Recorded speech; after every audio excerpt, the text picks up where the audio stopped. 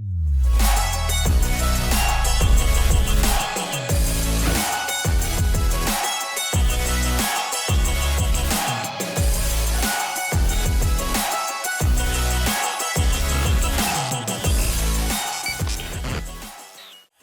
right, everybody, welcome back to the What's Next podcast. I'm your host, Levi Casada, and today, I know I always say I have a special guest, but this one, oh my goodness, stay tuned until the end of this show, because I've got a man in here who's been in more weddings than I've attended.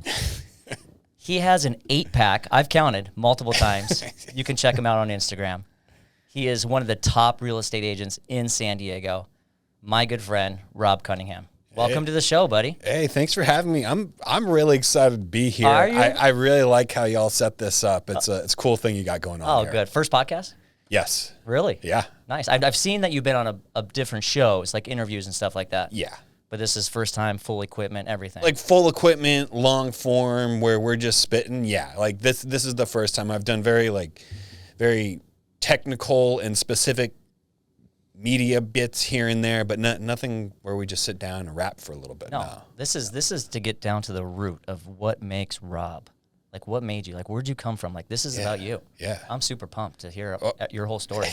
Are you ready to tell the world? You're really setting this up. I hope I don't let you down, man. You're not gonna. Hey, man, you're not gonna let us down at all. No. I didn't mention also you are one of the best rollerbladers I've ever seen. I've been skating since I was 10, so I better have some chops out there. And you know what's funny about that is if you look at me compared to my boys are out there smoking me. Really? Yeah, I got some good tricks. I could throw down. I could throw down. Yeah, Don't get me wrong. Man, my friends, they're fucking good. Now, are they older or younger? Both. Really? Both. Yeah, but not like too far younger, because rollerblading was popular in a very short time. Like 90s popular? Or? Yeah, it was when was that? Like 94, 95, Yeah. and a little bit like into the early 2000s is when it was popular, and then it really fell off when it got kicked out of the X Games. And so it's not drawing from like a huge demographic like skateboarding is. It's drawing from people that are over 30 at this point. Do you know why it got kicked out of the X Games? Oh, buddy, we can go into that, but the conspiracy theory is it was messing with big skateboarding's profits, and so they nixed them. Really? Really. And then you look at like X Games now; they're bringing in everything possible. I don't think rollerblading's in there. That's though. What's crazy. Yeah, I think in other countries rollerblading's in there. Yeah. That's interesting. No, rollerblading's super tight. It's the best action sport there is, and the reason I say that is because it's very aesthetic. It's very technical. You can get, like, there's so many different ways that you can throw tricks down. And, like, what I really like about it is that rollerbladers are actually individuals. They're, like, separate from the pack, because if you go to high school now, like, you have football players, jocks, and, like, nerds, and what band kids and skateboarders. Yeah. It's like its own group, but there's no group of rollerbladers anywhere. So you have to be a real outlier to get into and stick with it. It's a very contrarian sport. I love it. I love it so much. Yeah, that's cool. You do have to put your. I'm not saying anything bad about it. Obviously, you saw me rollerblade. So I love that. Thank you. That made my day, bro. My pleasure. But I've got like, it's almost like the haters out there. I'm like, you've never put on a rollerblade, have you? Like, try to put on a rollerblade before you even talk about, like, you know what I'm saying? Oh, I do. Those people are like, oh, rollerblade, who rollerblades? And it's like, try it, dude. It's whatever. I mean, people can do that about you with everything that you do in life. Right. And it's like, when are you going to keep listening to them? Because if you keep listening to those people too long, next thing you know, you're wearing a mask in your house wondering what the fuck happened. But if you're independent and doing your own thing, then you're not going to have any issues. You're going to enjoy your life. It's you start thinking what other people are caring about, and then what it really comes down to with haters and stuff is it's a reflection of them. Yeah. Like, they're uncomfortable, so they're going to project that upon you. Fine, good luck with that. Let me know how that goes for you. Right. Yeah. I'm gonna be me, and and people will follow. You'll find the better people to surround you with what you like to do. Exactly. Yeah. Exactly. And sometimes, like, because if I go out to OB skate park at 5 o'clock, I'm going to get hated on. It's whatever. But, you're going to hear some wild names that you wouldn't hear. It's fine. It's like, good. Like, I want to know that about that person. Like, talk all the shit you want. I Yeah. want to know that that's the kind of person you are. You're not going to offend me. I'm very comfortable with where I'm at. Right. But you're letting me know who you are. And so now I get to know that about you. Yeah. Yeah. So fire away, bud. What you got? That's cool. Yeah. That's a mentality to go into with. I mean, I think that way about anybody that's like being negative about anybody towards anything. It's like, would you rather them not speak their feelings and hide it and just like go around and like almost sly-handedly behaving with those thoughts in their mind? Or would you just rather know who you're dealing with? Right. Yeah. Yeah. Like if it's offensive or not, like bring it on. Let's see who you are. Bring it on. Yeah. God, I love that. Well, that's awesome. You started the show out great. We've never started a show like that. I love that. With rollerblading and profanity? Sorry, I didn't mean to. No, I love that. I usually jump into Would You Rather, but man, that is great. Dude, that's so fun. This is going to be great. Yeah, good. Okay, we're going to do a little icebreaker now. Now that the ice is broken, but let's break it a little bit more. Yeah. All right? I didn't know the type of person you are when I always do these questions, but I always think of for myself. So let's just see. Let's see how you break it down here. Okay, would you rather always have flights delayed or always be seated by an annoying people on the plane? I'm going to go with flights delayed. I'll just calculate that in. I'm just going to show up late. It's the norm now. Yeah, right? it is the norm. And, you know, it's like they're delayed anyways and whatever. I'd rather not have to deal with someone that's super annoying on a plane the whole time. What about you? That's a tough one. I'm a people person, so I like to maybe talk to people. But yeah, annoying people, crying baby. Like I'd rather sit in an airport, iPods in or AirPods in, and just zone out. I could see that you're like a pretty scheduled guy though, just from what I can see. So like, I bet when you do get a flight delayed, it irks you a little bit. It does. I'm a Virgo, so it's definitely like I worry about where it's going next. Like what time I'm getting off, worry about who's picking me up. Yeah. You know, that you're right. 100%. Yeah, So I'm not burdened with worries. I just figure so you're just be like, no annoying people, delay my flight as long as you want. Have at it, guys. That's an easy one. I like We'll that. be there. All right. Would you rather be raised by a pack of wolves or a tribe of gorillas? I'm going to go with a pack of wolves because if I was perceived as alpha, I figure that my chances of surviving would be much higher than if it happened with a pack of gorillas. I gotcha. Yeah. That's what, Tony answered that too. I would think you're going to be gorillas just because you for one, with your shirt off, you look like a gorilla, dude. You're just thanks, dude. jacked.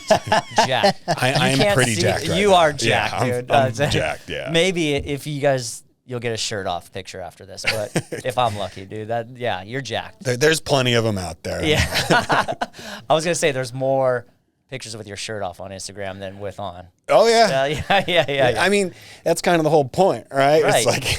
Yeah, be you, dude. I would go into a grocery store, too, on Blades and without my shirt on, dude. Oh, yeah. You know? That was a funny one because I was like, okay, I was with my brother. We were out on a skate. I'm like, Gunner, get this. It's going to be a hilarious reel. I'm going to skate into the store with my shirt off. Security's going to jump right on me. I know this store. It's going to happen. Like, and I'm going to do this whole joke about how rollerbladers are oppressed. And and I just roll in the store. I'm like, oh, okay. I guess that this is just cool. So nobody said anything. So I had to work with what I had. Changed it up. I didn't know if you were going to get, with the shirt off or with the blades on. Like, I didn't know which one you would have. Either one. Come on. Like, I gave him plenty of opportunity. But I guess when you're downtown, they have bigger fish to fry than some dude with his shirt off. Yeah, that's true. Yeah. All right. So you pick the wolves. I like gorillas, man. I think I would just be a monster. Because you saw Tarzan or what? Because what? Tarzan?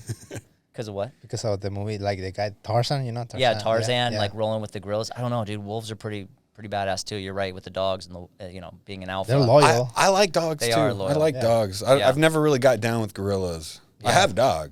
I don't know about. I don't have a gorilla. I guess you're right. Hey, right. I got an icebreaker for you. Yeah, go ahead. Yeah. All right, and I want to hear what you guys think. Would you rather drive a 1975 Pinto and have to maintain it for the rest of your life? It's the only car you ever get. Or would you rather believe and profess to everybody that you know and work with that the earth is flat? Dang. And just go into arguments about the earth being flat. I mean, how evangelical you want to get with it is one thing. Right. I know. I'm trying to think. So you're saying to drive an old car or just have arguments, I'll drive the car and take care of it. You would, yeah. I think so I'll- too. Like I kind of like all cars. Pinto, I'm talking no. 1975 Yeah, Pinto, bro. Yeah. It's not an old like classic. Yeah, but you know, that's fine because like the same with the roller skates. I like, okay, whatever. Tell me whatever you want, bro. It's fine. But with the, I mean, that the Earth is flat. yeah, that's a bigger one. I think like okay, I don't want to get into that. Yeah, I'd rather have a cool car and be perceived as insane than Okay. have to drive around the Pinto all the time. That's true. Yeah. No one's good. Now, follow up to that. Would your wife agree with your answer? She would drive the Pinto. She would want the Pinto instead of a flat Earth husband. Yeah. Okay.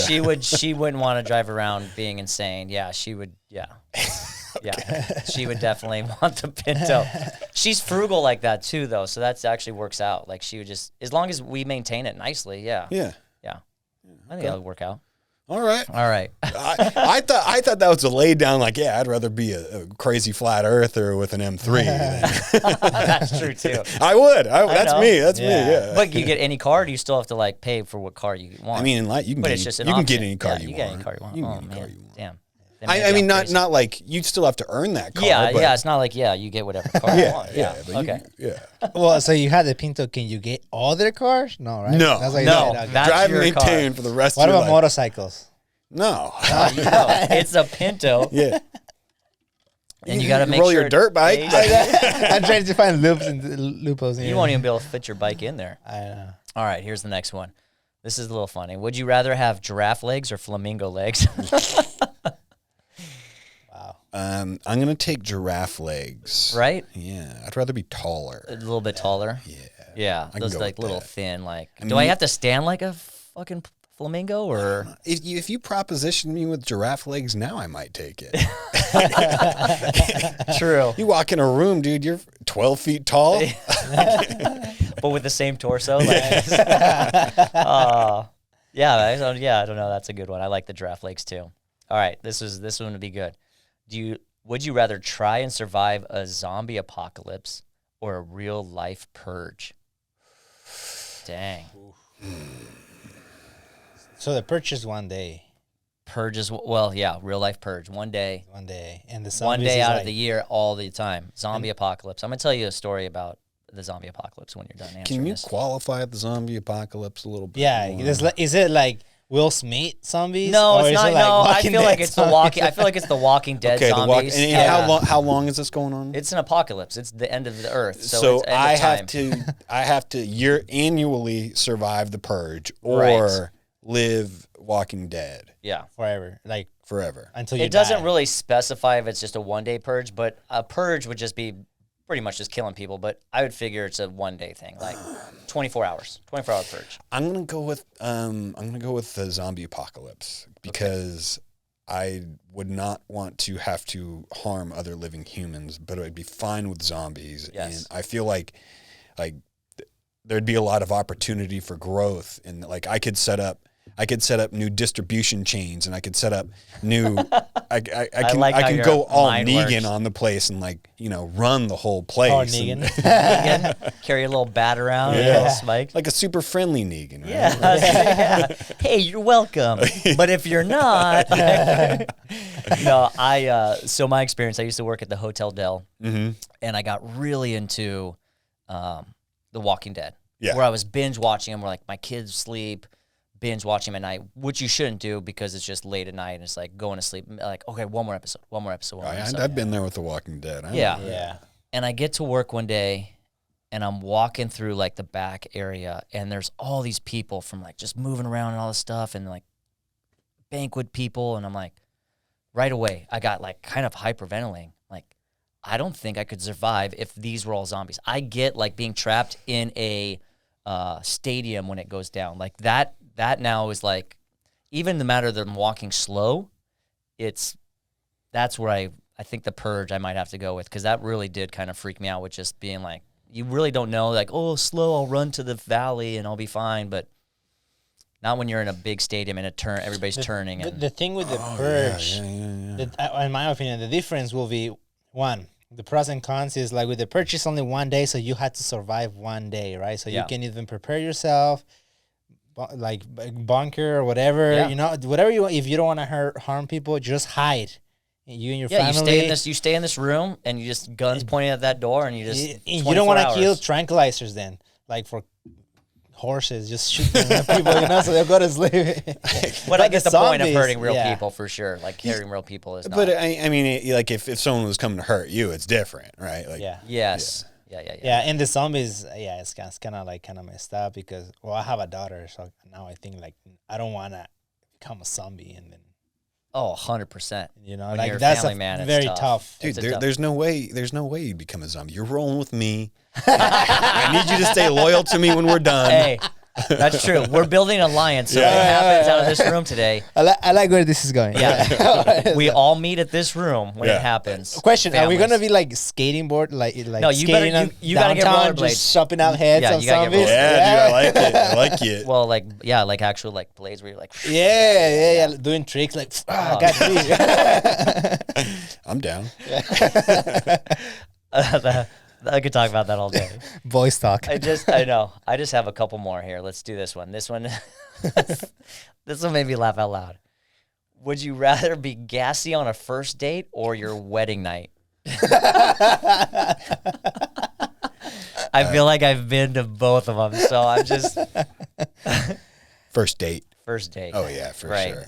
Yeah. So she Because knows you- what she's dealing with. Dude, you could play that hard, bro. You can alpha out on that. Be Oh, like, yeah, is that gone. a problem? Yeah. That's no second date. Yeah, wedding night. Wedding night is just you and your Yeah. loved one. That's tough. You can't Yeah. just be dropping bombs and just being like, I'd rather not do that to my wife, but on, Right, on a right. first date, like now I can establish where we are in the pecking order. Yeah, that one. You're right. First date, 100%. Yeah. Yeah, Oh, if man. you put it that way, I agree with that. Yeah. All right, last one, and then we'll move on. I can do these all day. yeah, we keep going. I know. Okay. Would you rather stay the age you are physically forever or stay the way you are now financially forever? I'd take the age all day. The way you are physically. Yeah, physically, yeah, Yeah. yeah. Heck yeah. I mean, I wouldn't trade that really for anything. Yeah. Yeah. I mean, are you ever in a bad? Well, I mean, are you stuck? Like, I'm not saying you. Obviously, I would take your right now too, but because then you can always build that wealth. But I'm saying, like, Yeah. if you're, not in good shape. If I was, If you're not as in good shape as you were, I don't let's even just know say- what that's like. I so- know. That's No, I'm just- kidding. mean I'm like it kidding. was a- I'm kidding. it was a dumb. I grew up a chubby kid, so like I was always a chubby kid, and like I didn't really, like when the pandemic happened, I lost my mind. When they said stay home for 2 weeks, I gave them their 2 weeks, and after that I was like, no, I'm not going to do this. I'm not going to stay home and gain weight and order food and this. I'm like, I'm going to change. I'm going to keep moving my life forward. But it really like lit a fire in me to be a bit extreme about it. Just kind of like, because if I'm gonna talk that shit, like I better be able to back it up and like Right. look at, like you can see who I am just by looking at me. Like you can see that I have discipline and that I'm detailed, that I can stick to something. And so if I'm going to be running my mouth, like I need to look the part. And so now I haven't always been in like great shape. It was really at the start of the pandemic when it like lit underneath me. I've always like lifted weights, done athletic stuff, but like really like digging into the diet and getting everything really tuned in Yeah. is when, Well, there was 2 ways to go at that time. Right. And you did it the right way. Yeah. I think so. Yeah. Yeah. Which brings me to my next thing. I'm a spiritual guy. My mother-in-law is very spiritual. She got me this book, the birthday book. Okay, you ready for this? Yeah. December 4th. Oh, yep. Shot out of the womb. Yeah. Little Rob. Uh-huh. Little Rob. You're from San Francisco, the Right. Bay Area, correct? Right. Yeah. Okay.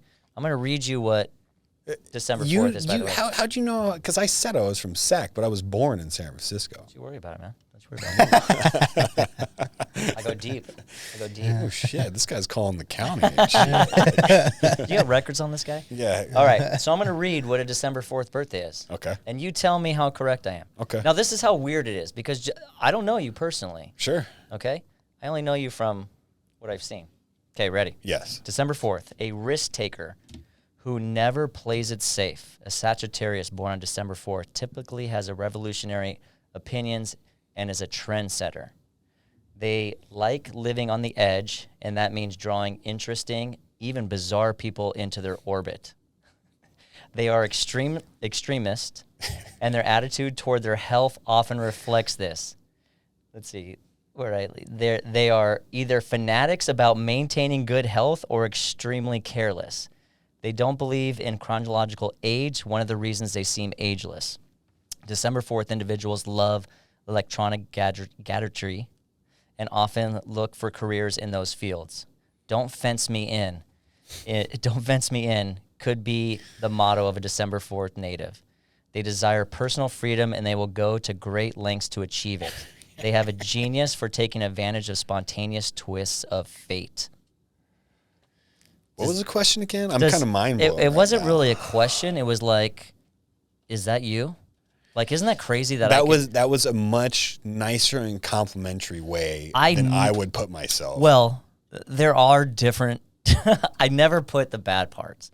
Like, I never want to come in and roast my guests. No, you can. Like, I know, but I always, I take the good out of it, and there's a lot of good things in there. But I was like, because I'm like edgy contrarian to a fault. Like, I mean, and then I know this about myself is I'm going to be a contrarian, like an extremist contrarian. Right. So whatever is going on, I'm gonna look for the exact opposite of that. Of course. Like for the past, when it comes to real estate, like the past 2 years, any buyer that's came into my office, I've been like, maybe prices are gonna come down, so maybe chill on looking for a little bit. Yeah. Like that's how other agents are putting TikToks up about how prices are never going to come down. They're like pointing to all these forever mental gymnastics about why somebody needs to buy now at the peak of an inflated market. Like I'm like, okay, I'm not going to do this. I'm going to take a contrarian view. I'm going to tell people like, hey, maybe chill out on buying and see what happens because prices are really high. We've been here before.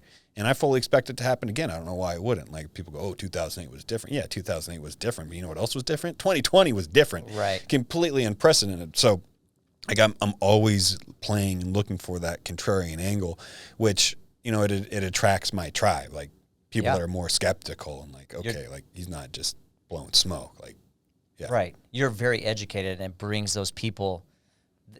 Like you said, I saw one of your posts, and what you're trying is different things, and it draws people into you, like you says, your orbit. That's what you want. Yeah, that's amazing. So yeah, I mean, I that was a very nice way. I related to it a lot, and it did very very nicely put. Yeah, I appreciate that. Yeah, because I'm like I just thought edgy contrarian extremist. Like you could just put it right just there. Put it right there. But that was very nice. I appreciate that. Yeah, there's but just looking at your Instagram. It's an interview basically. Like I've interviewed you before you even came on here basically. Yeah. And reading this, it really hit something. I was like, damn, this is him. Now I hear that a lot. They go like, oh, it's 2020, 2022. Like social media is your new business card. It's your resume. You're putting it out to the world. And like I kind of buy into that a little bit. Like, yeah. Am I matching what was on there? 100%. Oh, cool. That's good. Well, you never know. You really don't know. Because there's times where I'm like, you do research and you're like, oh man, I'm not going to vibe with this person. And then all of a sudden they come in and they're like, damn, you're just like me. Dude. You're like a family man. Like, it's just, it is. It's a give and take. Like, it's very fake, as you can tell. Oh, yeah. It can be fake. It can be real. Super fake. And it drove me away from social media for a long time. Like I used to post like just blading stuff, and I had an Instagram, like I deleted my old one and stuff. And so back to my contrarian, when people were like, oh, you need to get on social media to be successful in real estate, I was like, not doing that. No, I won't. I'm absolutely not going to do that. I'm going to work the phones and the doors like I always have, and show you that you don't have to do that. Yeah. And it's like, okay, so I did that, and it's like, okay, well, I proved it. Okay, great. Now, now we can go on. Yeah, because at times you enjoy doing it still. What's that? Being out there, being present. Not that, like, you like posting your video. And people like seeing your videos about you skating. Like, the reason I liked looking at your Instagram so much, and I went deep. I mean, it was all the way almost 11 o'clock last night. I couldn't stop. Is because it's not just real estate. It's you. You know what I'm saying? Was great, which it feeds into a little bit of real estate because you have to keep up with market terms and different things like that. And everybody's got to hear it. They're all hearing it from different places, and you got to, stay relevant there. But it's also like, hey, man, this guy's a bro. Like, let's go skate. My thought with that is it's like everybody knows I'm in real estate. Yeah. So I don't need to make my page a commercial. Right. Like I just, if I'm going to use it to market, I'm going to be like genuine. I'm going to have a message. And put my life out there. And like that, people know. They just know that about me when they see me bullshitting or talking whatever. Yeah. Now, where did this all start? So What's that? We're gonna go back. Let's go back. San Francisco, born. Okay, moved around. Kind of in your informative years there, right? 16, you got into sales. Yeah. What was your first sales job? I worked at Anthony's Car Stereo in Orangevale selling car stereo equipment. Before that, I was at like a Jiffy Lube or Speedy Oil Change, and I was changing oil. But I'd always go, they'd give you like points with bonuses if you went upsold services. Of course. That's what they do. Damn it, I knew it. I knew they had some system. Yeah, and so I'd go in there and I was happy to upsell services because I was told by my father at a young age, like, hey, if you can sell, you'll always have work. Yeah. Like it doesn't matter. If you can sell, you'll always have work. And so I was like, okay, I liked my dad a lot. And so I'd go and I'd take pride in that and like actually try to help people get better service or like upsell their services. And then I went to car stereos. And then when I moved down I was 18, I had $300 in a car. And I went to military school in Carlsbad. Okay. And so I came down, I had a little lay of the land. My dad says to me when I graduated high school, he's like, you can't stay in Sacramento forever. You'll be a hick. I'm like, okay, I guess I'll go to San Diego then and become a San Diego hick, Dad. Yeah. So I came down here and I was going to school and I got a job at a startup called Campus Mobile. And we had contracts with all these cell phone carriers, and I could sell anybody, any cell phone, any service plan, anywhere. And that was like the best thing. That was cool. They gave me a script. They gave me events to go to. If I even went to events, they taught me how to work my sphere. They had like some old Tony Robbins coach in there teaching us how to sell. Like it was crazy. And like that was a great experience for me. That was like such a cool time in my life because I remember I was with my brother and I was driving by. I was like, Gunner, check this out. And my brother's name's Gunner. So there's a guy on this payphone and I pull over like, hey man, you need a cell phone? Like set him up right there and like sold him a phone. And I was 19 in 2004. Here's $120, kid. Like every time I sold somebody a phone, it was $120. I'd be like, okay, I'm gonna go out all day. I'm gonna work businesses. I'm gonna do this. Like I'd go out, first person I talk to, buy 3 phones off me. And I'm like, okay, $360. Like, I'm going home. Wow. Later, guys. I finished my day. Everybody's working a 9 to 5. And that was an interesting experience. I don't know if that answered your question, but that's like that's where I got into sales. It totally answered my question because that's that drive that you were like, you never looked back sort of thing where you got the taste of how you could work it. Mm-hmm. You enjoyed what you were doing. Mm-hmm. You felt, and like you said, you got those good little like, habits from your dad. Like work hard, be honest, be ethical, be like, upsell, but make sure you're doing it to help people sort of thing. And then sales just came natural to you after that. It was still a learned process.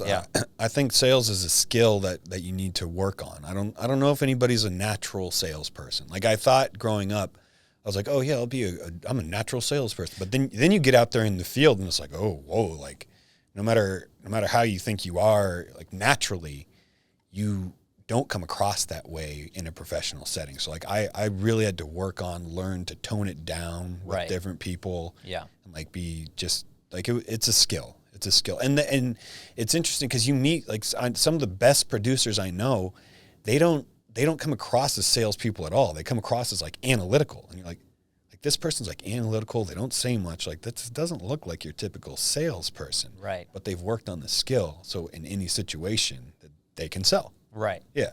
To anybody. Whomever. Yeah. Because there's some sellers and buyers that want only numbers. They want that. Yes. And then there's some people that you have to hold their hand through the whole process and just, be like calm and that. It's a character thing. You just have to know everybody's character. Yeah. So that's great. So from there, when did real estate happen? So I had I was going to college at the time too, and that was my priority. My dad was paying for me to go to college. And he passed.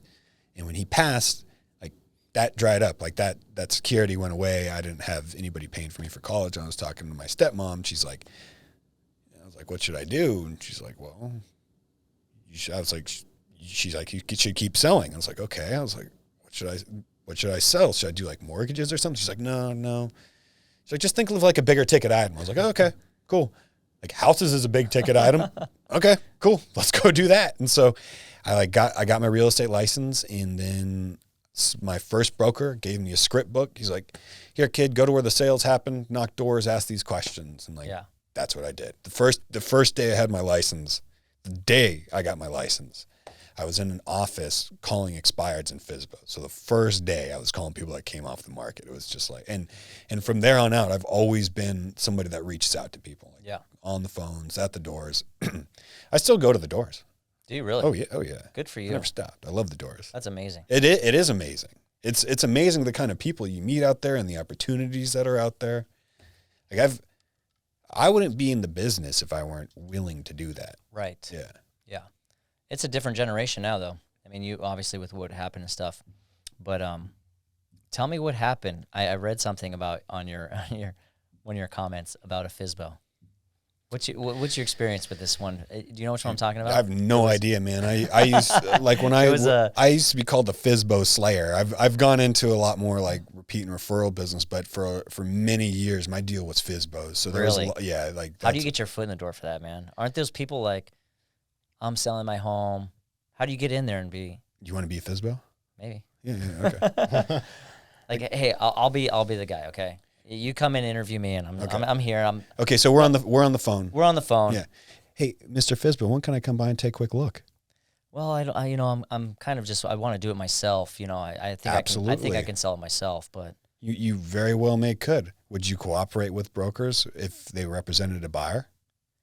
I don't speak that language. I don't know really what you're talking about. Good question. And just so you and I know, like now I just qualified that person. I know he has no experience being for sale by owner. Otherwise 100%. He'd know that question. But now, so now I know that about him. No problem. Let me put it to you like this, Mr. Seller. If one of my buyers brought an offer and the bottom line net to you made sense, would you consider that offer? Yeah. Of course you would. This is a business decision, right? Of course. Great. When can I come by and take a quick look? Oh yeah. Let's schedule that. I'm free this week. Okay, great. Now, by the way, while I'm there, if I'm looking at things and it looks like I could net you more money than you could selling it on your own, would you want to know about that, or should I not mention anything? Oh, definitely. I would love to sell more. Okay. I'll bring it up to you if it's applicable while I'm out there. No big deal. Done. Foot in the door. Yeah. Sold me. I mean, here's the thing. It's like, how do you get in front of, like, just ask to come over? You notice the first thing I said was, when can I come by and take a look? Right. It's not like, have you considered how dumb you are for selling it yourself? You're going to get sued. Like, you need a good marketing team behind you. I let everybody else do that. Everybody else can be out there beating these people up, and I'm there on time. And by on time, like, yes, punctual, but the time that they're ready to list. Right. Just being cool about it, and they're ready to help them. Yeah. That goes a long way. It goes really far. Yeah. Like, for a long time there, my competitors were doing my job for me by just beating these poor people up. Yeah. Like, why are you doing it this way? God, you are an idiot. Yeah. Like, You're going to get sued. Yeah. It's like, oh, I am? Well, why don't you come over? Like, nobody's ever said that. Yeah. Well, that's great, man. So now you're... What was this one FSBO?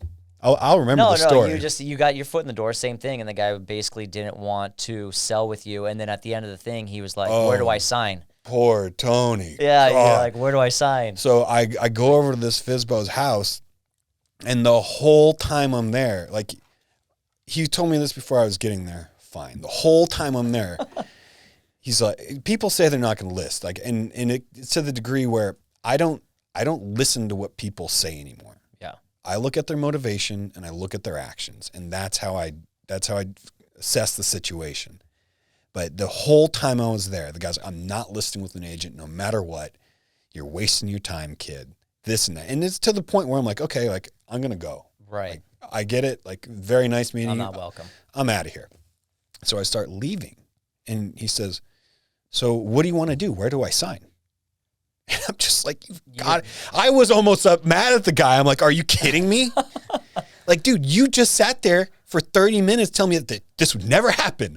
I'm like, Tony, you sign right here, bud. Like, I'm going to do a great job for you. Right? Was he a good client after that? Love him. That's he great. moved out to Austin, Texas, doing very well for himself. Just like a real solid dude. Yeah. And I was really young at the time. Like I think like my early 20s at the time.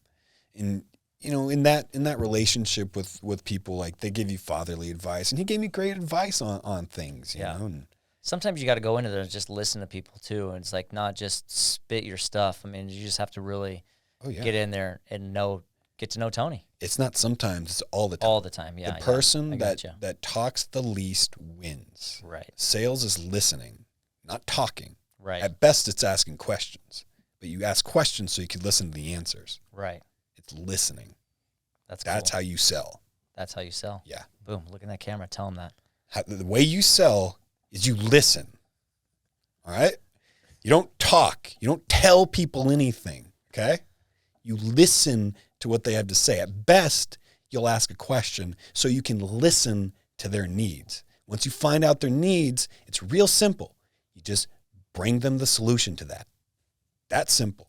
Like we're not out here talking anybody into anything. In fact, I'll walk into a prospective seller's house and be like, oh, you shouldn't sell this place. You should rent it out. Right. Then now they're telling me everything I need to know. Right. No, I have to sell it. Like, oh, you weren't, before I came over, you were just telling me that you'll sell it for the right price, but now it's flipped. Now you have to sell it. Yeah. Okay, well, good. I'm glad you told me that because I'm going to take care of you. You told that to the next guy and he's going to shark on you. Right. Yeah. Man, you got a good strategy. That's amazing. Yeah, it's a skill. It's a skill do that it for- you've worked on. You do it for 20 years, you learn not how to be a dickhead all the time. I love it. I love it. Let's go to your family life. Oh yeah, I love my Let's I talk about love your family. my family. Okay. So you met your wife 2018. I met my wife long before that. Long before that. Okay. Well, Facebook was wrong.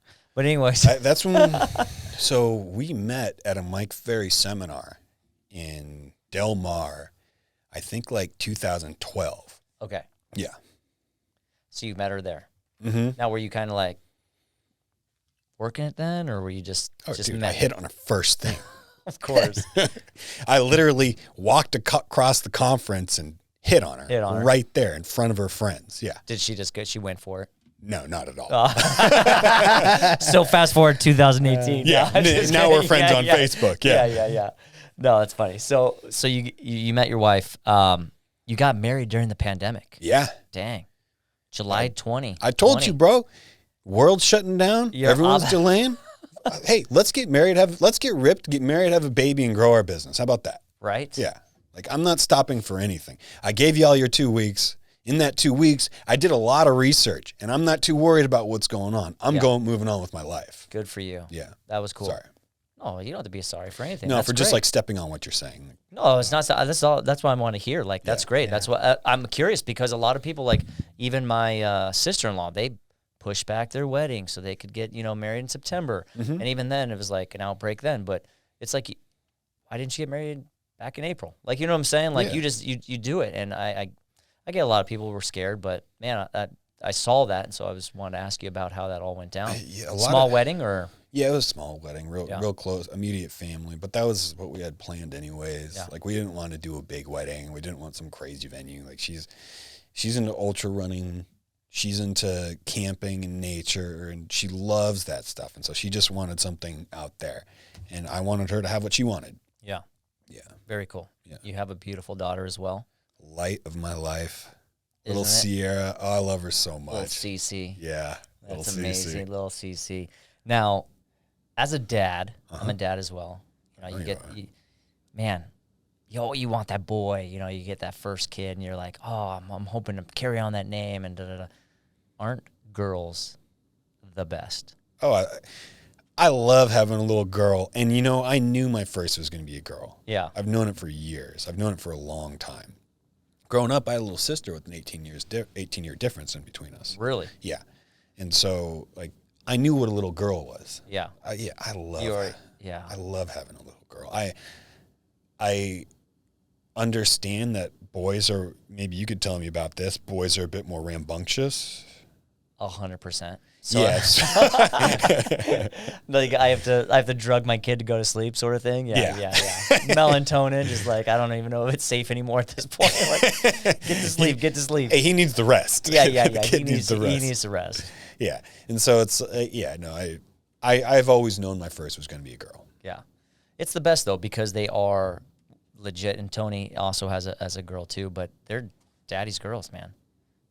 They trust me. I thought she'd be daddy's girl. No, like she is. She likes daddy. She loves mommy. She loves mommy. Yeah. But trust me, you're coming in the 2s. It's like the 3, the 4s, the 5s. Yeah, they the first really, 2 years is mommy. She needs like physically needs to be to mommy. As soon as they start like growing and detaching, they're like, oh, this dude's kind of cool. Let me go hang out with him. Yeah. And then later on, it's like, oh, daddy, you're so fun. I have so much fun with She'll you. see you as more of a protector, so she definitely gravitates towards the wolf. I hope so because little Sierra is just like so wildly independent, so expressive. We just dropped her off at preschool last week for the first time, and I was prepping my wife. I'm like, babe, she's going to cry. She's going to throw a fit, and she's going to be, like, screaming for us not to leave her. Just get ready for that, okay? Right. And my wife's like, no, she's not. She's Sierra. It's not going to happen. I'm like, babe, I'm just telling you that everybody tells me this happens, so get ready for it. And we dropped her off. She ran inside, never looked back. Yeah. Like, she's just Such like a good quality. independent. Like, if I take her somewhere, it's not like, oh, I'm like, I need to be with daddy. It's like, Dad, get away from me. I'm out exploring. So Yeah. My dad did the same at school. But that also is part of a Sagittarius, like how you've raised her already at this point to be a free spirit. I didn't go into that, but I read about that and I was like, oh, I wonder how his daughter is. So that's good to know that she just goes for it. Oh, yeah. That's good. She's very expressive and very independent. That's amazing. Yeah. Man, can't wait. When they turn 11, though, on that, and that other stuff starts happening, yeah. Oh, I got my work cut out for me, dude. Oh, dude, it's so... I know how us Cunninghams are wired. I'm going to have to reel that in. Like, are you ever going to have more? I would love to. Yeah. Yeah. I'm good with 2. My wife wants 3. So we'll see. Yeah. Get 2, maybe 3. Yeah. We'll see what happens. But having 3, it's like a whole new set of logistics. You're from a mid-size SUV. Now you need a 3rd row. Yeah, for sure. Or a van or something. It's like, it's just crazy when you start talking about 3. Oh, yeah. They outnumber you. Yeah. 2 of them will kind of like, gather here, and you're just like, okay, where's the 3rd one? I see 2. I don't see 3. Like, yeah, you don't have. They outnumber you, man. Yeah. But I suppose if you let some age between, like, you can kind of the assign oldest rank. one. Yeah. Yeah. There you go. Yeah. I like that a lot. Yeah, that's good. So- I had 2 brothers that are older. Yeah, and that's right. My parents like had a rank. The older, you follow him. Then the middle one, this not the older one is not there. Then he passes over to the other one. I'm the last one. I like, okay, I'm by myself. So Yeah. So how many siblings do you have then? I have 1 brother, 1 stepsister, and 1 half sister. What's the age breakdown there? Brother's 2 years. Blood. Yes. My blood brother's 2 years. My stepsister is 11 years, 10 or 11 years, and my half sister is 17 to 18 years difference. Wow. Are you the oldest? I am. Oh, wow. Yeah. You're leader of the pack. Yeah. I mean, they're all wildly independent. Yeah. Like my brother used to be in mortgages. He stopped doing that. Now he builds custom vans in Reno. And he has just this wild business where he makes these wild custom vans that go all over the place.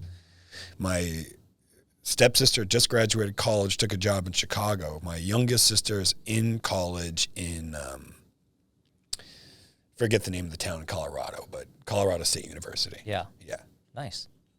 That's amazing. So now, so your family, we got it's okay. Your wife, you guys have the full connection here. You work with your wife. Mm-hmm.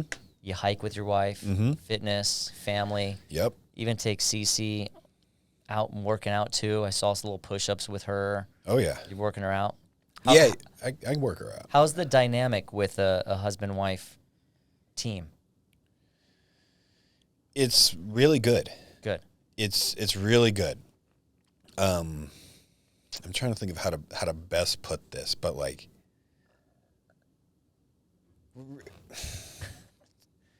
obviously we have like two spheres to work from now. How long has she been in the industry before you guys partnered up? She's been at it about the same amount of time I have. About 19 years or so? Yeah. Okay. So I think about a year later is when she got licensed from me. But she has a ton of experience. Like, she's a great agent. She's a great producer. And so when we came together, it was just kind of like, okay, like, we have the baby. We're going to have to juggle this. We're going to have to juggle the business. And so we help each other where we can. And it's like, if she runs ultra marathons, so like if she has a training run, I set CC up with the babysitter. We're out showing properties, or like, however it is that we need to help. But it's a lot of contribution to each other wherever we can. Yeah. Yeah. Explain an ultra marathon. I've heard of marathons, but ultra. An ultra marathon is a marathon, any marathon longer than a marathon. Okay. Yeah. So you go marathon. Then you go ultra marathon. That's super cool. I never done it. But is it a double marathon? Like, how much longer than a marathon? Oh, we're gonna open up this one. I just want to know. So she just took a 5-year jacket from Noble Canyon Race out east, which means she's ran this 50-kilometer race 5 times, and she gets a 5-year jacket. Wow. I was there for the first ultra that she ran, which was Noble Canyon, and that was the craziest thing I'd seen, because it's just like all these people coming over the finish line. They had just run 32 miles, like in the mountains, up and down. And it's hot out there. It's not easy. And people were coming over the finish line, like throwing up, laying in the grass, and like almost passing out. I'm like, what is going on? Like, I didn't even know this was a thing, but apparently it's a huge thing. And so she started doing it then, and she's continued it ever since. She's ran, I don't even know how many 50K marathons. I don't know how many 50-milers she's ran. Like, the only thing I really track now is the 100-milers she's ran. Yeah. She's ran 200-mile races. She ran SD 100 out in Cunningham area, which is it's a tough race.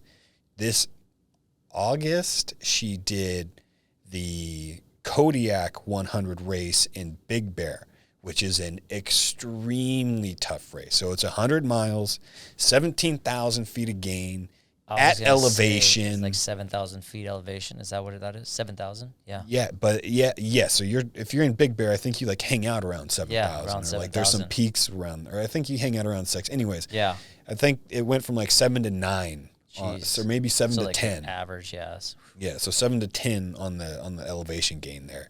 But like just like 17,000 feet up, 17,000 feet down for 100 miles all around the lake. I crew these events, which means I'm like showing up at different aid stations with some food. It's the most exhausting thing I've ever done. Crewing just these. Crewing, Yeah. not actually doing them. Just right. Wow. Right. And so here she is, just like running 100-milers all the time. Like, she's going out for training runs. She hiked Mount Whitney, the highest peak in the United States. Contiguous? Something like that. Yeah. It's the United States that excludes Alaska and Hawaii. It's the highest peak, Mount Whitney. She did that hike as as elevation training for this 100-mile race. That's something that people train for, and here she is just going at it all the time, like constant. She's a beast. A beast. And so, like, dude, imagine your wife's out running like 30 miles on the weekend in the mountains, in the heat. Yeah. Like, bro, tell me you wouldn't be straight jacked just so you aren't emasculated all the time. 100%. Yeah, I'm like, I better do my 20 push-ups by the time she gets home. Yeah. I'm going to eat this piece of rice. Lose that dad bod quick. Like, what right? Yeah, she's wild. And it's good for her. It's great. I mean, it's really impressive and inspiring to me, because it's not easy. It's a lot of work. That is a lot of work. Like, I mean, running a 100-mile race is a lot of work. Getting to the point where you can run a 100-mile race is an extreme amount of work. And this is happening on nights and weekends. Yeah. Like, when we're not working. Yeah. I was going to say, you got a small child. That's what I think being a team helps you guys out. Oh, yeah. I mean, you're already a team when you have a kid, you join that team thing, but working together as a team has also helped out. She's great to work with, because I like to joke and be like, I don't think in my mind it's just a low hum and I'm going throughout life. But she's more analytical than I, and she's more conservative in her communication than I am. So she'll reel me back in specific things. Yeah. Like, it's really good. It's been such a blessing to work with her. Like, what an opportunity in life. Like, right? I never thought that would be my life. Like, I have this wife who I work with who runs all these crazy things, and like we have this beautiful daughter together. Like, what? Like, isn't that incredible? To me, I'm supposed to be dead. No, you're not, man. You're here for a reason. I know. You're here for a reason. Yeah, I know. To push those girls to their limits, man. Yeah, or them push us to our limits. I don't know what it is. I made a deal. It kept me around a little longer. Yeah, good for you. There's some angels out there looking exactly. at you, man. All right. Well, I love, like I was talking earlier, I love how your Instagram, it shows your family. Mm-hmm. And your workout, you're a nutritionist as well. Like you're building to being a coach, or you are a coach? Oh, I have a coaching business where I coach people on their mindset, nutrition, and fitness. I give them a workout plan. I give them a diet to follow. And then we have like accountability group calls. Yeah. Oh, wow. Yeah. I might have to call you for that. Anytime. I'd love to have you, bro. All it's right, like, it is, like, I never thought I'd get into that. Really? I thought I'd just be a real estate agent. Like, and I love being a real estate agent. Like the reason I like it is because I find I'm quite good at getting people through difficult situations. Now, that might sound strange to a new real estate agent, as the past 2 years have just been incredibly exciting, but it hasn't always been like that. Yeah. Like, there are tough days. There's people going through very tough circumstances when they have to sell their home. And to get them through that with grace, I feel I'm equipped to do. So I get a lot of fulfillment out of that. But yeah, I never imagined myself being in like some fitness coaching mindset capacity training people. And the reason that came about is because there was just a demand for it. Like, people just started asking me for it. Yeah. So I gave it to them. Well, I mean, again, we go back to social media and we go, you know, somebody looks you up. I'm not going to lie. I fucking worked out this morning because I knew I was going to come and see you. Like, I was like, that's why I do that. Yeah, that's why I do that. Like, there's kind of, you're like pointing like right at the camera and saying like, you know, your mindset. I know it's hard. And I'm like, he's talking to me. Shit. He's talking to me right now. Like, the whole one about it just being your daughter. I mean, I think every dad in their world has experienced coming home tired and being like, there's two ways you can go. You can be like, go to bed. No, you don't need a book tonight. Or go back, lay down, make memories, you know, laugh about it, have a good time. And you saw that one where I was talking about how tired I was. Yeah, brought a tear to my eye because I've been there. I think every parent has, especially at that age. You're like, I'm hoping she's tired too. We can all lay together and just whatever. Right. But she did not want to sleep. Nope. Let's make the memories, man. And you instead of being like, when's this going to be over? Like, it was tough for your mindset to hit that point where you're just like, be present. Mm-hmm. This could be a beautiful moment and end up being a great one of the experience. best evenings of my life. Like, we were like looking out the window together, like pointing out boats and cars, and like she's just having fun playing peekaboo, and mom's out on a run, and so it's just her and daddy, and it was the best. And it's like, bro, when you don't feel like doing what you know you should do, but you do it anyways, it just means so much more, and you get so much more fulfillment out of it. And I've learned that. So I'm almost like conditioned to really do things when I don't want to do it. Like, if I start feeling like I don't want to do something, that's like, okay, that's my barometer going, you need to do that. Like, no, I will not. Yeah. Yeah. Like, I'm going to get into some like nerdy lifting jargon here, but I remember when Cece was like 3 months old. I was so like, she had a rough night too. She was a colicky baby. So we'd have rough nights. And I'm up early, like going to the gym, and my alarm clock went off this morning. I did not want to drive. This is back when things were shut down. I was going to underground gyms. I did not want to drive 25 minutes to my gym. Right. I did not want to go do legs. Like, if you can skip any day, it's leg days. You skip leg day. Like, if you're really tired, like, okay, I don't want to, but okay. But for some reason, here I am at the gym, and I did like, okay, I'm just going to go through the motions. I'm just going to do this. But I end up like starting to feel it while I'm working out. I'm like, okay, this is what's happening. All right, let's see what's up. I end up doing my best squat reps ever. I got 405 pounds for 7 reps. the best I've ever done. And I did not see that coming. I did not feel like doing that. I did not plan on doing that, but it happened when I did not expect it to happen, or I did not feel like I wanted to make it happen. And then when I come home from that, instead of having a tired, cranky, groggy daddy or tired, cranky, groggy husband who has nothing to do but complain about how he's feeling because his baby's up all night, they get a daddy who came home and just PR'd on the squat rack. Yeah. And I'm there cooking breakfast before they're up in a good mood.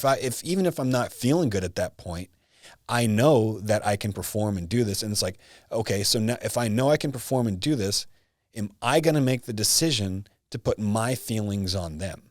Yeah. Am I going to do that? I spent a lot of my life doing that, and it doesn't get you anywhere. Yeah. And it's just, where was I going to go with that? I know Tony messed you up, but it's all good, dude. Don't even worry about that. No, No, it's Sorry. No, it's all good. I didn't realize we've been going that long. right. It's just a conversation, man. We're just having a good time. Yeah. I know, I'll kind of piggyback off that, Yeah. but I really, it's super easy. And, we talk about technology, Mm-hmm. and it's super easy to dive into that and just be a zombie, like start ignoring your kids. You rather be lost into that than everybody has done it. Like you've said, you've taken the easy way. You take the easy way because it's easy. Mm-hmm. It's, and to get up and do that and to get in that mindset, that's where people need to know that they're going to perform the best. But like, how do you get them there? Just by going through the process. Yeah. Like if you're following me, if you're involved in my coaching program, you're probably paying attention to what I'm doing. Right. And I'm up every morning. I'm doing it every morning, and I'm posting about it. Yeah. And I have businesses. I have a young child. I have a wife that I have to keep happy. If I can do it, you can definitely do it. Right. Like, and from there, like, I remember what I was going to say. It's about feelings and how you feel.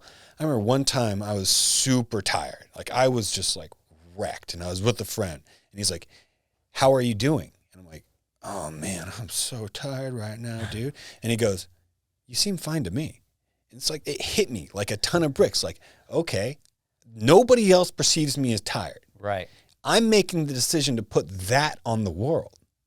Is that who I'm going to be? Am I going to be the guy who's just complaining about my feelings all the time?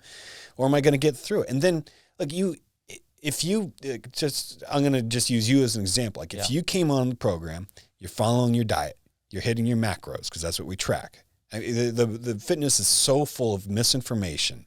And I think that's kind of why people are attracted to me, because I don't have skin in the game. Like, I don't have to sell you bullshit programs to make money. Like, I just want to help you. If you're asking for help, I'll help you. Like, if your diet's on track for the first time in your life, you're understanding the foods you're eating, you're getting up, or whenever you're getting your workouts in, dude, if you're consistent with that for 3 days, everybody's going to know that.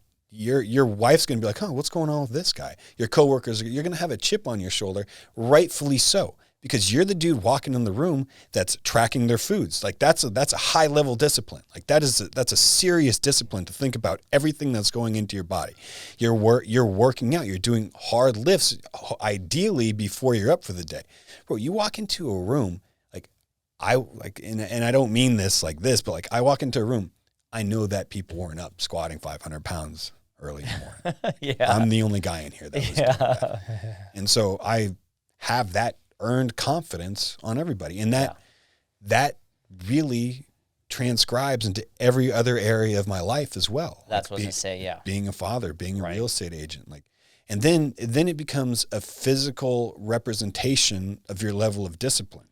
Like, I don't have to walk into an appointment and be like, "Oh, I'm the hardest worker in the room." I have like "hardest worker in a room" written on my shirt. It's like, you can look at me and you can tell. Like, you know what I'm about just by looking at me. It's that simple. And in like the world that we live in, it's super visual. Like, it's hyper visual. Like, people need to see. And so I give them something to see. It's not like, and like I said, like, I don't judge people on their words. Right. I assess them by their actions. Like, that's how you could tell. Yeah. Yeah. Well, that's amazing, man. Thanks. I'm sold. Yeah. I need to do it. I need to do this little dad bob. dude, everybody needs to do it. Everybody. And You're right. Everybody needs to do it.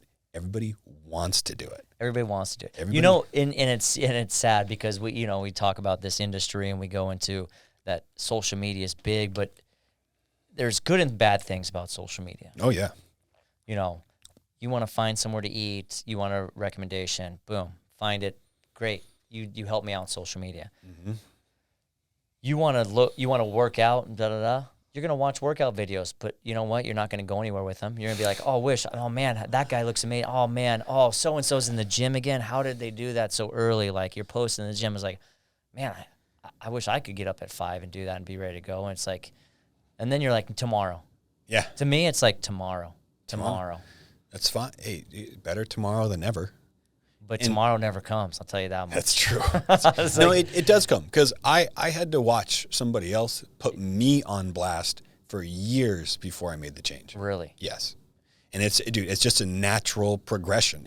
Yeah. If you're seeing somebody else do it all the time, it's like, that guy's an asshole. I could do that. Yeah. And then it's like, then you do it for, I was like, oh, that's why he was doing that. Because it becomes something you get to do. I get to get up early and be the guy in the gym. I get to come home worked out with my endorphins going, with my vibes high for my family. Like that carries into my entire day, my entire life.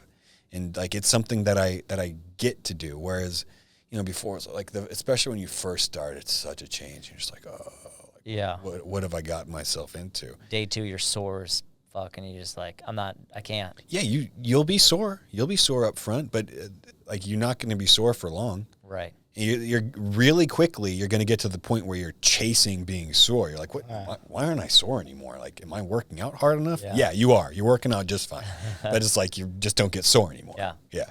I think the best video I saw is when you were talking about picking up a drink, alcohol drink, and you're just talking about, I could do it. It's easy. I could go into this cycle about just, super easy to do it. Yep. Like, I choose not to. Like, and you go, it doesn't have to be about alcohol. It could be about anything. Yep. How about you choose not to do that just today? Don't try to go to the end right away. Everybody tries to jump to the end line. Yeah. And being like, all right, I'm aiming for 20 days, not, eating a cupcake. How about you just fucking do tomorrow? Or today. Like, just do one today. That's the only way to live is just by today. And that was something I learned when I got sober, is that you don't think like, oh, I'm not going to drink at my wedding. Like that will have you drinking. Yeah. Like, dude, you don't even have a girlfriend. What are you worrying about drinking at your wedding for? But it's like you only worry about today, and you're spiritual. Like any religious text or spiritual scripture you read, it all comes back to like, you don't worry about tomorrow. There's enough worrying about today. Right. And when it comes down to it, you don't even have to worry about today, because you've been provided. You've made it through much more difficult situations in life than what's going to happen today. You're going to get through today just fine. Like, it's all there for you. You don't even have to worry about it. So That's awesome. That's how I feel about it. Yeah. For whatever that's worth. Oh, it's great advice, man. great, yeah. I love it. That's why I said I couldn't stop watching your videos. Good. And yeah, like, so drinking, eating shit foods, all that stuff, it's all pleasure-seeking behavior, and it's all happening because we're not comfortable. We're running from our own selves. Yeah. We're not comfortable in our own skin, and so we look for vacations and we look to retreat from our own reality. And what I'm suggesting is, instead of running from your life all the time, how about you set your life up so it's something that you enjoy and are proud of, and you don't have to run from it. Right. Yeah. That's good. Yeah. I like that, man. Thanks for giving me a platform to say that. That's great. really good. I mean, I think everybody, like I said, if you haven't, and we're going to get to the point where people can follow you and stuff, but I kid you not, like, I asked Courtney over here, I was like, is this the guy who I'm interviewing? Like this jacked guy that I'm going to have to be like, talking. I'm like, damn. But she's like, yeah, you'll see. He's a great guy. Yeah, well, awesome. I'm not like too blowhardy, right? No, not at all. No, it's okay if I am. I'm okay with that. I got one question about your Instagram though. Who told you that you needed a prop? I Nobody told me I needed a You prop. made that up? Props catch people's attention. Yeah. I mean, like you go to Vegas and like there's a bunch of them though. It's not just one. any show that you go to, they have fire being thrown around. Yeah, like smart. fire is a great prop. Like if I smoked cigars, like I'd be smoked like Brad Lee or whatever his name is. Like he's always smoking a cigar. That cigar catches your visual attention right away. Yeah. And so it takes your eyes. Props catch attention. And it's like the algorithms, and it's all so stupid. It's so stupid, but it's like you start to understand, and it's like, okay, I guess I could do that. Like if you're walking towards the camera, like that's going to catch people's attention. You have some silly prop, like it is just. Yeah, you put your dog out there and you're like, I'm like, oh, it's dog. Like, and then you're like, now you saw a prop, so let me talk about real estate. Now that I have your attention. Oh, you got me, yeah. And then the whole, like I was telling you, the binoculars one, you're just like looking at them all. Okay, what's going to happen? Like, I'm just like waiting for you. You left us hanging for like 10 seconds. Hey. I'm all, you're just like, okay. Now they use my prop. I'm gonna, little showmanship. It's good. I'm waiting for the next prop. Yeah, that's very cool. Yeah, I'm gonna use that. Please do. Yeah. And use it like you made it up. Don't like just roll. No, with it. I will. Yeah, good. Just be like, it's a prop. Boom. Yeah. Get you with everything. I have nothing to say though. It's all about you. Oh, that's very kind of you. All right, I like to finish our podcast. I know we're winding down here, but I always like to finish with finish the sentence. Mm-hmm. Fun segment. All Great. right. No wrong answers. I wish there were. You can make them up and no one would know. All right, you ready for this? Yeah. Okay. I can't believe I actually blank when I was younger. Oh. That like I look back on my youth and who I was, and I do nothing but cringe. Like I mean, there was things that I would be proud of, I guess, but like, dude, that's like next. I got you. Sorry. No. I kid you not. That's a tough one for everyone. Dude, that is. Because you never want to go back to where you're like, oh, man. And I always tell this one. I won't tell the one that I always do because these guys are like, man, that was pretty bad. But I can't believe me and my friends used to jump off huge cliffs all summer. Right? Yeah. Like into the rivers and lakes. Like those were huge like bridges and shit. Yeah. Like, I can't believe we did that all the time. When you think back now, it's like, God, I have kids now. I would never let my kid do that. He would crack his neck and just be like, it's just silly. You're just going to let your 10-year-old skate down to the river and jump off the bridge? What? Right? It was, hey, what? dark at night. I used to BMX in, from Arizona. So I used to BMX in the desert, middle of the night. No, my parents wouldn't care. They'd just be like, come back before, it gets too dark. But you never thought about rattlesnakes. They never said, hey, watch out for rattlesnakes. It was more of just like, just come home so we know you're home. Yeah. I can't, you just can't believe that would ever fly. Right? Yeah. I mean, I don't know. I was driving down, I was in Lakeside the other day. I saw something I hadn't seen in a long time. I was driving right next to the lakes in Lakeside, heading north. And there was a group of teenagers, like a gang of teenagers on bikes coming towards me. Electric bikes? No. BMX bikes. Oh, BMX bike. Like a little jit gang. Yeah, I felt relieved. I was like, I haven't seen kids acting like this in years. Yeah, isn't that kind of smart? That was awesome. Like they're out having fun. That's amazing. Anyways, we got some more finish. That's okay. I know this is weird, but I really like to. What do you do that's weird? I don't know, man. I don't really do anything that's weird anymore. Yeah. And like, you ask a guy like me that, like, start thinking of a whole bunch of weird shit I used to do. Instantly. that I'm not going to come clean on. The first two are the hardest. Everything else is pretty easy. Let's go to the next one. I laugh when.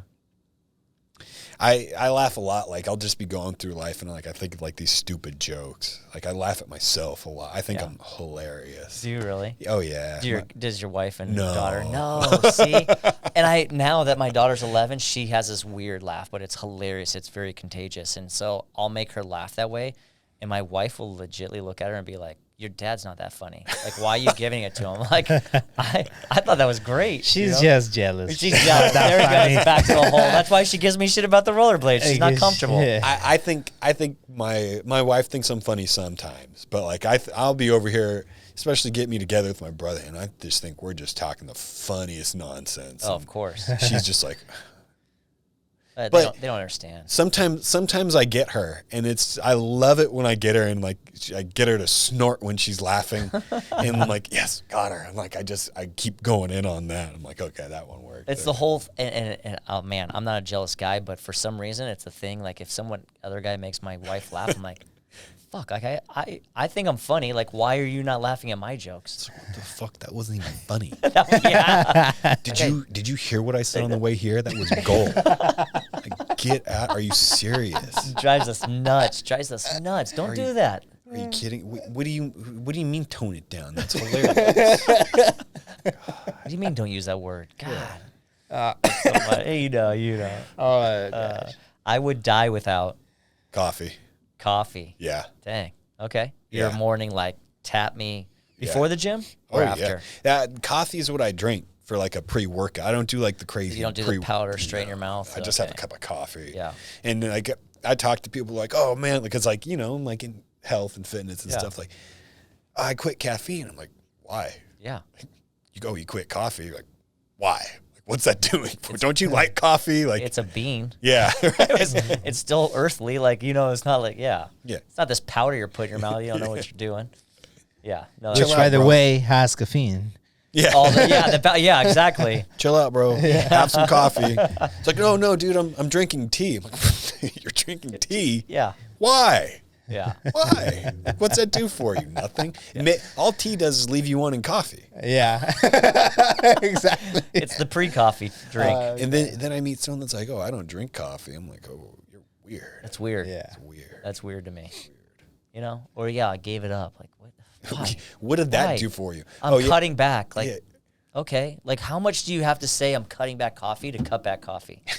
Like, you're drinking, like, just coffee? Like, no water? Right? Like, it's like, no, I'll have a cup of coffee right now. I don't want any more water. Yeah, I'll drink a cup in the morning and then another cup sometime like before noon. I love coffee. I love coffee.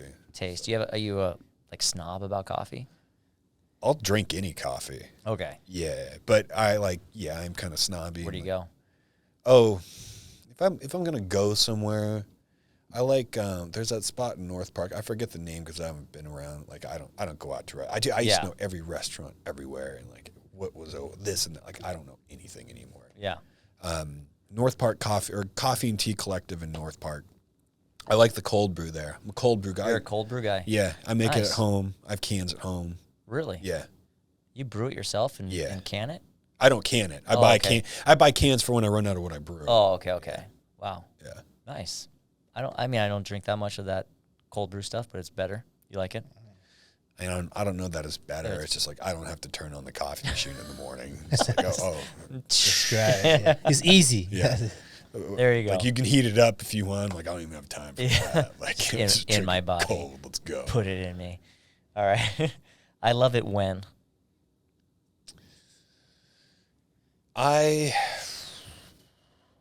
These. Why am I having so much trouble? I with know. these finishing Would you the rather sentence? is like, would you rather eat shit? I'm or like- this, you're like, eat I'm like, shit. wolves. Wolves. I love it when. These are like nice, like, I love it when. I mean, there's so much that I love. Like I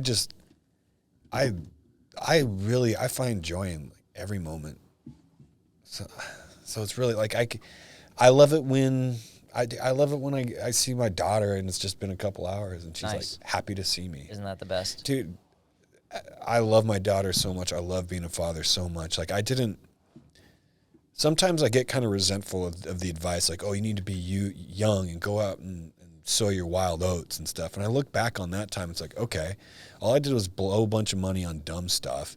And Right. you mean to tell me I could have had a full heart this entire time? Isn't that incredible? Yeah. Like, and so I love just coming home. I love it when I come home and the girls are there. That's what I love. And yeah.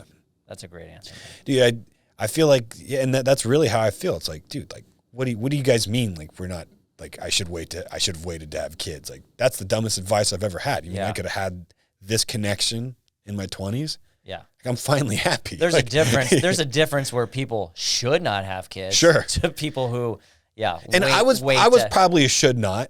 I probably should not, but you didn't know also. right. Yeah, yeah, yeah. And it's me being the contrarian again. Right? Yeah. Had I had kids young, I'd probably be telling people, "Oh, you should wait." You should. That's so true. So true. Now, okay, let's change this up though. I love it when take out the family. What like trick that you want to hit that you just hit on your rollerblades? Like, tell me there's a moment on your. Oh yeah. Like when you're hitting that pipe, dude, and just. Dude, there was one moment skating that like I just was probably more in the zone than I'd ever been in my life. And the Home Avenue ditch. So there's a police station, Home Avenue, and there's an aquifer ditch off of there. Yeah. And it's really rough ground. But it has cool transitions in it. And we set up a wood plank, so I was able to ride on the wood plank and then have a ton of speed going into the transition. And I hit a sizable 360 over the hip of this transition and just came down perfectly. And it was a high risk trick because the ground was so rough. It's so rough. Yeah, and it just felt so good. So yeah, for me, there's nothing like landing like a super solid trick with the boys. Yeah. Because they're super supportive. They give you love, and it's just like that is awesome. Isn't that the best too? It is. Yeah. You got best of both worlds. That's so cool. All right, man. The secret to a happy life is? The secret to a happy life is to not concern yourself with yourself and to make your concerns about those around you. And I think when you start worrying about how you feel and if your needs are being met, then like you're in a helpless loop. Like I tell people that come in the program, I'm like, look, like you need to be coming from a place of contribution no matter how you feel. And if you want your loved ones in your life to step it up and contribute more to you, the way that you do that is you contribute more to them. So you get up early, you handle the stuff at the house, you go to work all day, you come home, you're exhausted and you're the dishes aren't done or whatever you could gripe about. I don't know. So do the dishes. You do the dishes. You handle it and you keep handling it and you keep contributing and you keep giving and you don't ask for anything and you keep giving. And the people around you are going to have no choice but to follow that lead. Right. Like your whomever's wife isn't going to be like, oh man, this guy's just killing it right now. I guess I don't have to do anything. No, they're going to be almost guilted into having to contribute more. Yeah. Yeah. Yeah, 100%. You lead by example too. I mean, you're the best leaders. leaders. The best leaders. Best leaders lead by example. Otherwise, you're just writing them off. You're like, oh, that guy's an idiot. I agree. I also, a lot of the verbiage on your homepage and stuff like that is being genuine. I think being genuine is definitely a big part of, having a secret to a happy life. I tell my daughter this. I'm like, be genuine, be genuinely kind, be genuine. Yeah. It's hard. Good. And it's hard to be genuine these days when you talk about hard because you have all this fake stuff around you.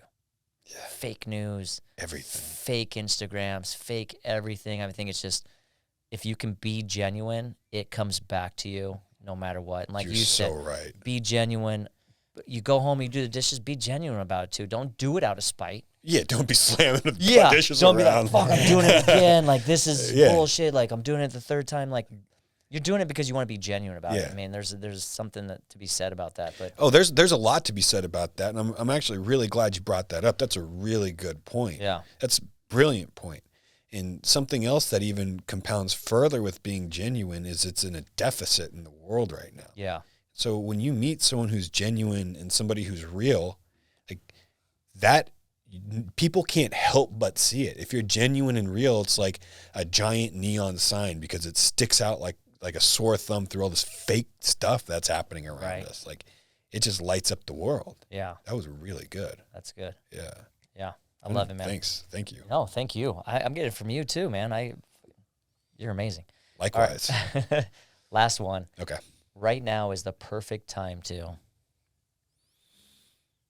Right now, we are coming up on the large. Like, we'll probably never see these opportunities that we come up on in the very near future. Here, there's a lot of turmoil and fear in the world, and it's time to get ready for that. Yeah. because we're going to have two choices moving forward. Like, we can either be fearful of it and we can absorb loss and just accept that, or we can put ourselves in positions to be leaders and really expand right now. Look, and when we like bring it back to real estate, I've been looking at the chops for a market shift for years, because over the past couple of years, you could list your home with your niece and the property is probably going to sell. Yeah. But now people, like, the second uncertainty comes in the market, people are like, oh shit, I need a pro. And so now is like the time to expand, and now's the time to get ready for that. And like we're like, right now is the time. Maybe I don't want to say it's too late, but like, start getting ready to be able to be responsible for a ton of opportunity that's going to come your way, and whatever that it's going to take to do that. Like, beg, borrow, steal, find your lost cousin's rich uncle who can front you whatever you need to start your vision. Because like, right now is when everybody's running and hiding under the covers, is when we're going to be looking to really expand and take claim, right, and put ourselves in position for like generationals. Like, we're like these next few years, we'll be able to put generations. Yeah. Set up generations from our lineage for success. Don't run from it. Instead, run towards it. It's going to be so good. Like, I can't, like, I'm just so happy that it's finally like settling down and becoming more real. Yeah. Yeah. It's good to hear. Yeah. It's really well put, man. It has been, I mean, it flew by.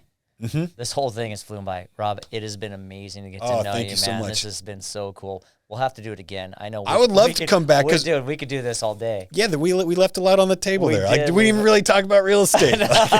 We'll talk about real estate. Well, I kind of led you up in that last question there, but yeah, I mean, like you said, man, this is not. It wasn't about real estate. It's about people getting to know you, and that's what I want. Well, thanks for the platform. I really appreciate it. Yeah, we appreciate you. Well, cool. Right now, I love to do this. What's next in your future? Like, what's next? Right. Like I just said, like, I'm hyper focused on the business, on my real estate business right now. Like, cause I know what's coming. Yeah. And we're going to have a major reckoning. People are going to get out of the business so fast your head will spin. People are going to leave the business faster than transactions are going to decline. Look, over the past couple of years, the script on both sides, whether buyer script or the seller script, has been submit your highest and best. Whether I'm representing a seller, that's what I'm telling the buyer's agent. That's what buyer's agents are setting the expectations for their seller. Like, now you actually have to know what to say, when to say it, and how to say it in order to make progress with people. And people like have gotten so lazy with pricing, they have no idea how to price property. In a declining market, we have a lot on the table when it comes to pricing property. If we're 2% overpriced, you're not moving in a decline. Like, you're now chasing the market and you're not moving. Okay, so we're losing money month in, month out. If we're 2% underpriced in San Diego, that just means we left 15 grand on the table. So we have to be so methodical in our pricing and how we go about selling properties and the expectations that we set up for people. Like, there is such a time to shine. This is for an agent with confidence, is like the most exciting time to be alive. Like, this is it. Perfect, man. That's awesome. So I'm hyper focused on the business. Keep helping people that need help with the mindset stuff, and just, raise the family. Raise the family. Yeah. Let's get another one. Let's get another one going. Let's go. Let's go. Let's make another. I'm talking to you, wife. I love it. Well, look back into that camera. Tell people where they can find you, especially your Instagram, man. Tell them where they. Yeah, you could find me, Rob C from SD on Instagram. You can always hit me on my cell phone. That's 619-804-5972. And like, I'm just here to help, be of service. That's all. Awesome. Cool. What's your handle, man? Gotta tell them. Oh, it was Rob C from SD. Got it. That's my handle on Instagram. It's ROBC from SD. Awesome. Cool. Well, thank you. Hey, Thank Tony, you. do you have anything to add, Tony? Well, man, this was great. Wasn't it awesome? Yeah, it was motivational as fuck. Inspirational, man. Thank you for everything. Thank you for all the things that you said. They're very impactful. I'll say that. Awesome. That's very nice of you to say. I really appreciate that. Yeah, no, it really is. I really mean it. Thank you. Thank you. Thanks for having me. Awesome. Tony, tell everybody where they can find us. Well, guys, you guys can find us on YouTube. Go follow us there. Subscribe, ring that bell so you can get notifications when things get published. Also, leave a comment so we know exactly what is it that you want us to talk about. And go follow us on Instagram, TikTok. We are there, Rob. So let's go there and follow us. Follow everybody. All right. All right, buddy, take us out. Greatness, I make it hot for you. Pass the rock to me. Block it, I run with it. Here for the game and all the pussy that come with it. So for the focus, I'm insisting on keeping it going. The franchise, I exist in the league of my own. Expect attention, I'm familiar with being ignored. The true back, can't it locking and closing the door. Brick wall in the road, I won't.